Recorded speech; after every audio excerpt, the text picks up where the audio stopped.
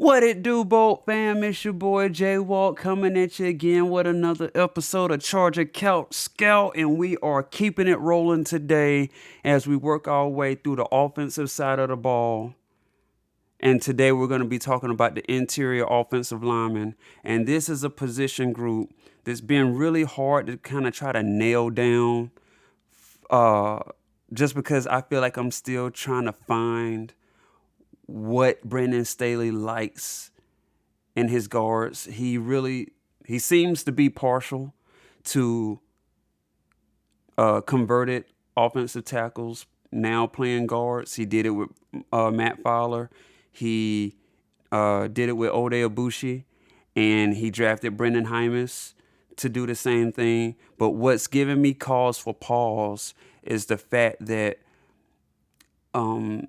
in listening to an episode of Guilty as Charged, maybe about a month ago or so, they were talking about at one point late in the season, Brendan Hymas was, practicing snapping the ball with the centers in pregame, and combining that with the fact that they've already let Scott Questonberry go. Well, now it makes me wonder, okay, well, what's the long-term plan for Brendan Hymas? Is it just for him to be a versatile player coming off the bench at whatever they need him to be? Or is the long-term plan for him to actually be a starter at guard, or are they planning on moving him to center? What exactly is the plan there? And it's given me kind of a hesitation in what they might actually be looking for, because it makes me question what they actually drafted him to be. But with that said, I just want to throw that out there because it wasn't easy. But now I think it's time to get started with my favorite 5 interior offensive line fits for the Chargers for the draft this year. And we're going to start at number 5 with Ed Ingram, off left guard from LSU. Really good run blocker. I just start by saying that. You get this guy on the move, and he can make some things happen. And he can be effective in different run forms of the running game. Inside zone, outside zone. He can be a pulling guard. He's really good when he's on the move. Now, the drawbacks for him is that he doesn't have much sand in his pants when it comes to pass protection. He looks like he might be a little high-waisted or high cut, as they say. But I'm from the South, so I say high-waisted. He looks a little high cut for me. And I wonder if that has something to do with his pass protection and his pad height when trying to protect. Because if a defender can get into his chest, it will knock him back a little bit. But he can reset and get himself together and re-engage. But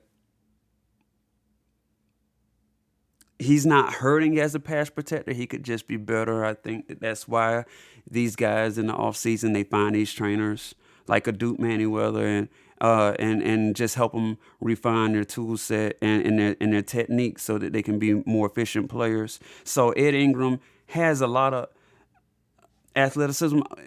I'm talking about his athleticism. Let me look up his RAS real quick, because now I'm curious what exactly, because with some players, their athleticism translate on to the field, and for some it doesn't. And we just recently talked about that with Trevor Penning.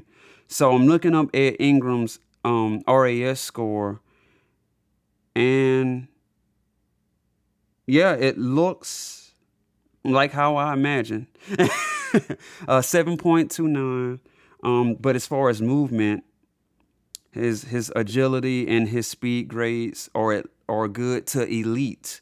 So that's what I expected. And what I just said about sand in the pants, I look at his vertical and his broad, aren't the best. His vertical is horrible.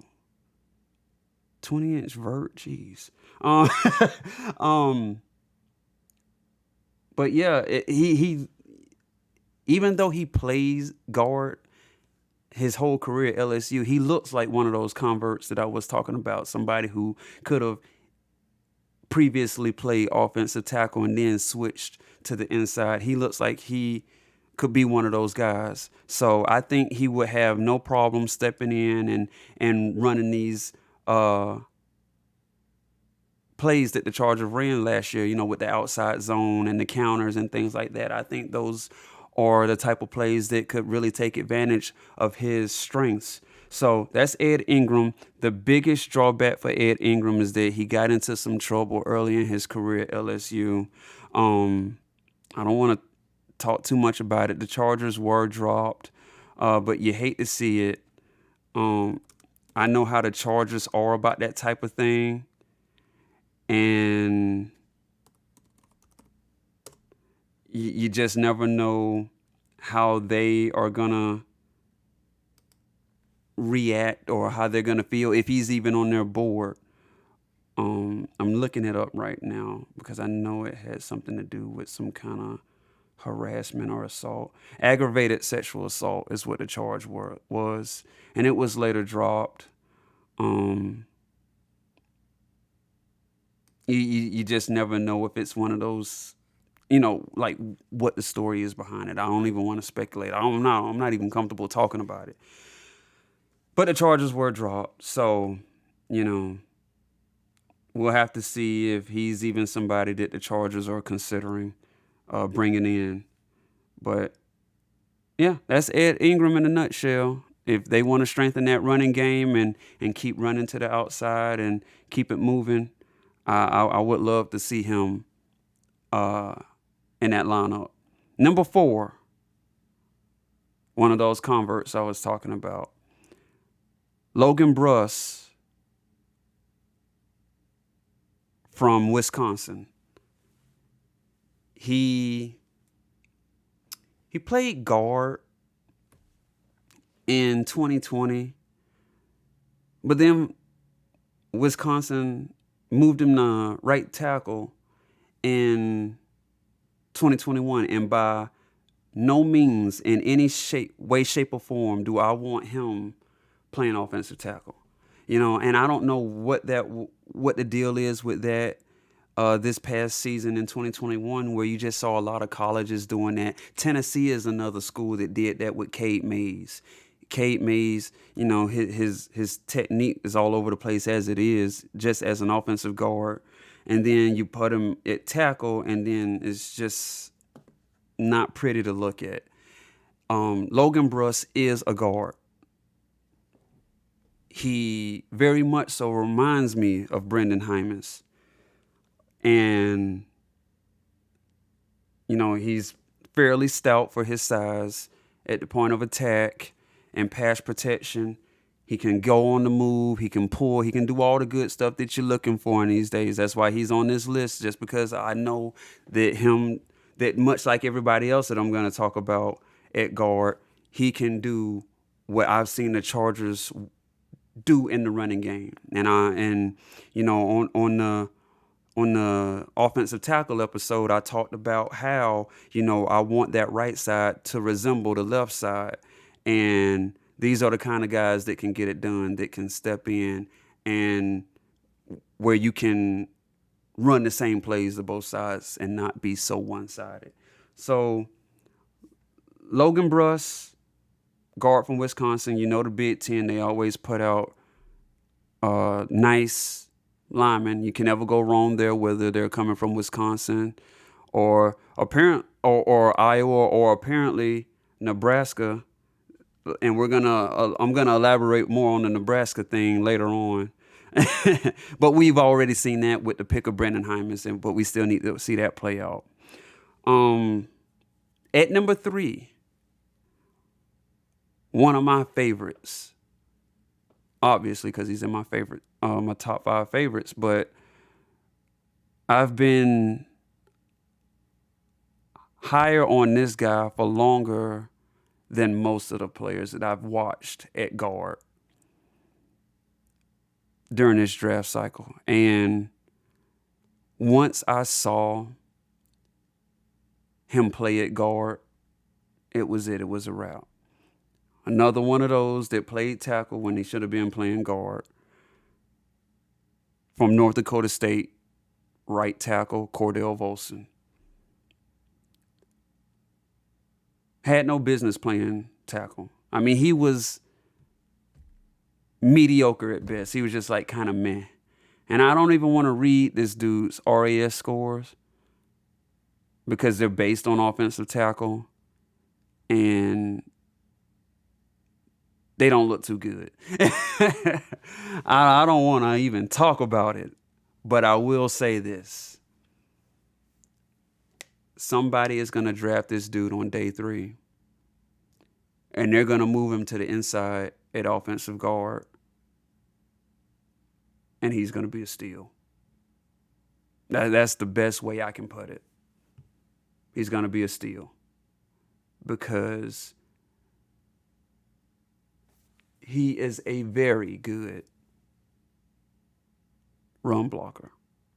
Again, I'm thinking about areas that need improvement on this Charger team, and it's not simply just pass protection. It's not simply just, protect Herbert at all costs. No, you still got to improve the running game because, like I've said before, it was very one-sided, and a lot of that had to do with injury, but that's where a lot of these guys like Volson come in, is because they're at best gonna start off as depth pieces, developmental guys that are gonna have to sit behind some starters and learn the offense and learn the new position. I don't know how often I saw that he actually played guard at North Dakota State, but it's only been a couple of games that I've seen myself personally where he played guard. And the one that I saw that just changed my whole perception of him, from looking at him as a meh right tackle to saying, oh my goodness, this guy needs to play guard, was when they played Eastern Washington. And I saw him just the inside zone, the power gap run blocking inside, the pin and pulls that I was seeing. And I was like, and North Dakota State is a school that their offense revolves around the running game. So I got a good look at him.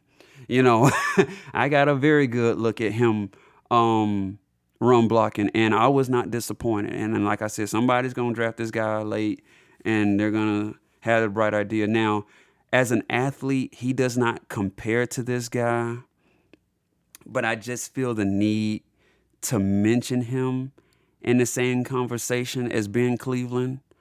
Because they're very similar in size. Both 6'7", both, low 300s in weight. Actually, I think he may weigh a little more than Ben Cleveland, but just size. Ben Cleveland was a much better athlete. He was much faster. Ben Cleveland, and I feel like this is where it's coming from, because Ben Cleveland, I really wanted him in the 3rd round last year.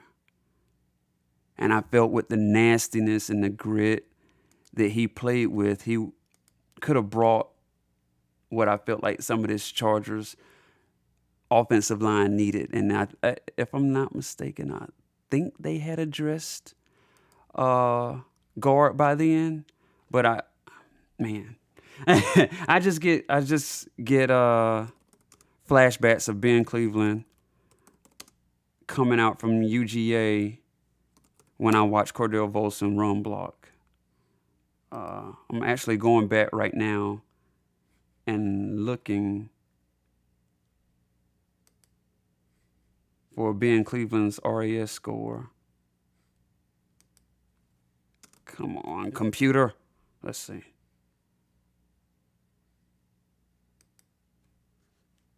It says this domain is part, whatever that means. All right, back to Twitter. Just a second. Again, I'm not even mentioning Cordell Volson's RAS score, We just gonna pretend none of that ever happened. But I do want to check out Ben Cleveland.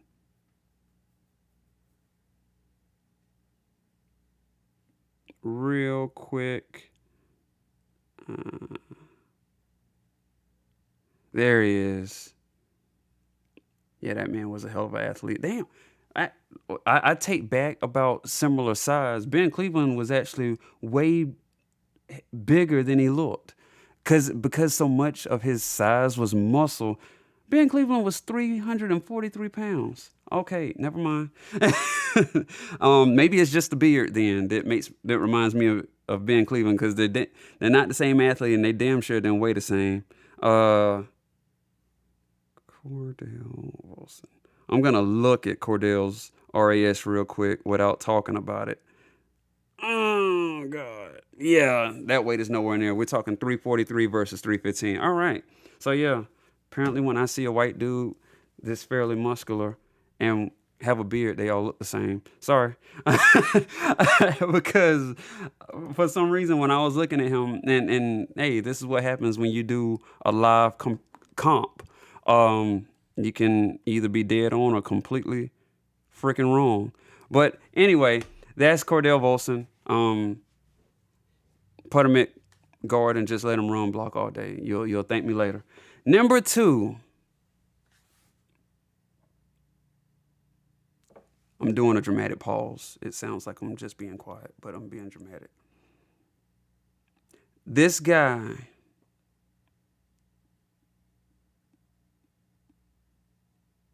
I was watching tape of his school. It's another one of those scenarios where you're watching the tape for one guy, and then this other guy is like jumping off the screen at you for one reason or another, and it's like, damn, who the hell is that? That's what happened with him. And I think I was watching I think it was one of the offensive tackles for Nebraska that I was supposed to be watching. And then I see this center get like 2 back-to-back unnecessary roughness penalties. And I'm like, who is this dude? And it was Cam Jergens, the center. And I saw his movement skills. I saw the nastiness in his blocking. I saw the aggressiveness. And everybody has seen, I'm sure by now, the clip of him blocking the DB. Like, it was like 20 yards down the field, and he was still pushing this dude. Still pushing him. And at the time when I saw this, I was like, oh my gosh. This like, when I first saw Cam Jergens, he hadn't even declared for the draft yet. And I'm thinking to myself, okay, cool. If he comes out, whether he comes out now or next year, I'm keeping an eye on this guy, because this is what the Chargers could use. This is how you reload. You find somebody that's flying under the radar, you draft them, and you let them sit and develop behind a starter, like a Corey Linsley. And you let them watch how the game is supposed to be played. You let them learn the ins and outs of the position, the nuances of the position. And so when it's their turn, they can take over the mantle. And then he declares for the draft. And I'm excited. And then Scott Questonberry signs somewhere else. And I'm even more excited, because I wasn't that crazy about Scott Questonberry to begin with. Yeah, he was a meh backup. You know, he didn't really sway the offense in a positive direction necessarily when it came to you know, taking over for whoever the starter was. I think it was a couple of times he did actually get into the game. But he wasn't, you know, he didn't move the needle for me, is what I'm saying. But I saw Cam Jergens, and I saw all of this potential. and the way he moved and the way he attacked as a run blocker and how athletic he was. And I was just like, man, this guy's going to fly under the radar. Chargers going to grab him in like the 5th or 6th round. They're going to let him sit on the bench for a couple years behind Corey Linsley. But then he goes to the NFL Combine. And they won't stop talking about him. And I'm like, no, what are you doing? Daniel Jeremiah. I love Daniel Jeremiah. But he did not do me or the Chargers any favors with how glowingly he talked about Cam Jergens, because he just blew up the spot. He just blew up the spot because now everybody's talking about Cam Jergens because he tested insanely and he's not going to be there on day 3 now. So thanks a lot, Daniel Jeremiah. He is the easiest way to describe Cam Jergens is Tyler Linderbaum with longer arms and with about 10 more pounds. And that's really all you need to know. Because if you like Linderbaum in the 1st round, you're going to love Cam Jergens in the 2nd or 3rd or wherever he goes now. Because I have no clue. I've seen mocks where guys have him going in the 3rd round. I'm just kind of beside myself at this point because it's, again, one of those guys where I got to him early. But everybody else got hip to it. And now he's not going to be there where I hoped he would have been for the Chargers. So, I mean, what can you say? It's Cam Jergens. Somebody's going to get him. He's one of those players where if you're looking at a guy in an early round, like Tyler Linderbaum, and you like him, but you don't want to spend a 1st round pick on him, you can wait a round or 2 and take Cam Jergens instead and get better value and still get a player at a more prominent position, a higher value position in the 1st round instead of Linderbaum. So Cam Jergens, number 2, it makes me sick to my stomach when I think about it's good for him, don't get me wrong, but I was really hoping that he was just going to be sitting there on day 3 and the Chargers could get their center of the future. So, it is what it is. But Nebraska has had quite a few decent players coming out, particularly on the offensive line the last couple of years. And just very raw prospects that still need to tighten some things up. But, I mean, man, if you can get Cam Jergens to not be aggressive to the point where he's getting, 15-yard penalties, he'll be all right. So that's my number 2. Number 1, somebody who will be there for the Chargers, unless something goes very wrong, he'll be there in the 1st round for him.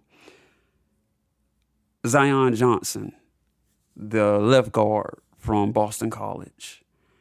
And it's only been within the last week or 2 that I've jumped on the Zion Johnson train in the sense that I'm high on the idea of the Chargers taking him at 17.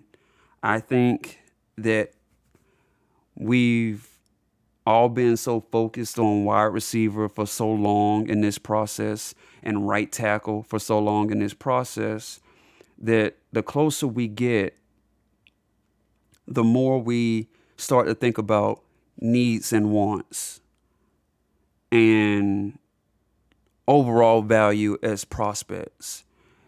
And the more time goes by, the closer we get to the draft, Zion Johnson and his level of consistency and his high level of play at the guard position can't continue to be overlooked. And like I say, we value other positions more. And for some people, they would rather reach for players at those positions than just take the best player available. Got me stuttering. Just take the best player available. Because if this draft goes in a way where, let's say, Jameson Williams is off the board and the top 3 tackles are off the board,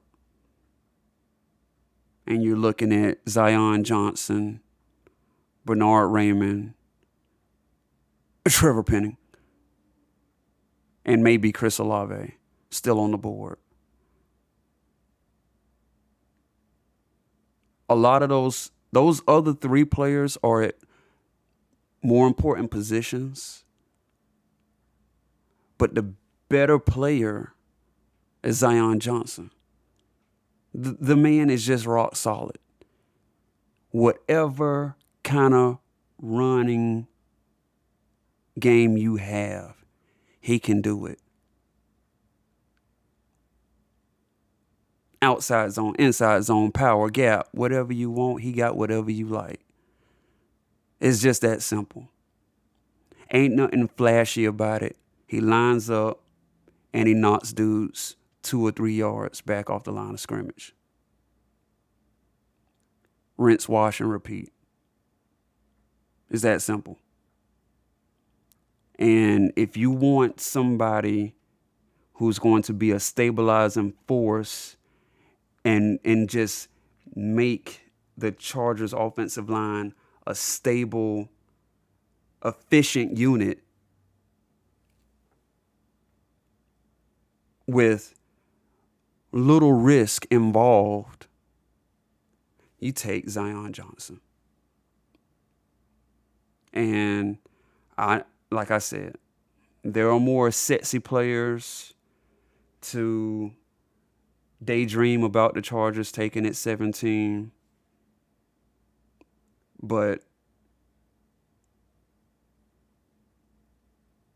at the end of the day, you have to protect Herbert and you got to run the ball. And there's a variety of ways you can incorporate or shuffle around this offensive line.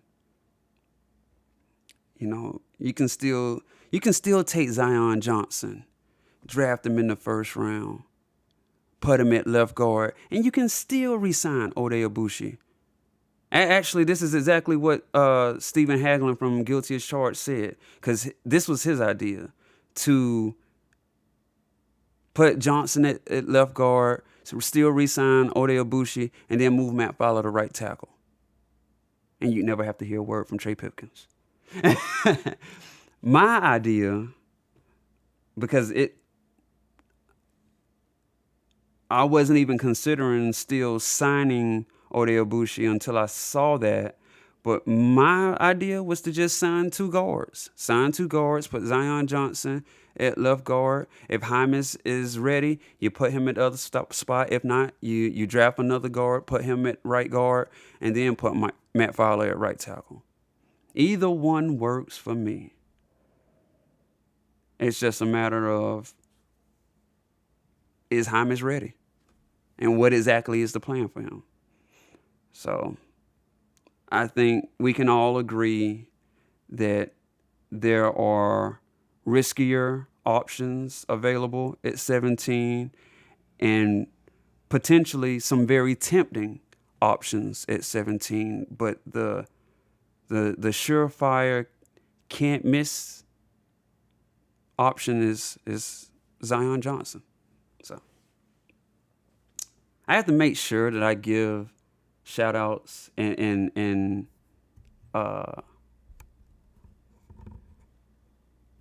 acknowledge whose ideas or where I hear this stuff from. Because at one point, the guys from Guilty as Charged were like calling out other podcasts. I don't do it anyway. But they were calling out dudes for like stealing their ideas or things that they've heard and then I guess not giving them credit for it. So I would never do that. But I'm just making extra sure that I don't because I ain't trying to get called out like that. But yeah, man, I think that just about does it for this episode. Another one in the books. This time the interior offensive line. The dream is Jameson Williams at 17. The grounded reality, safe reality, just may be Zion Johnson. So this your boy Jay Walt signing off after another episode of Charger Couch Scout. I'll holler at y'all next time. Be safe. Deuces.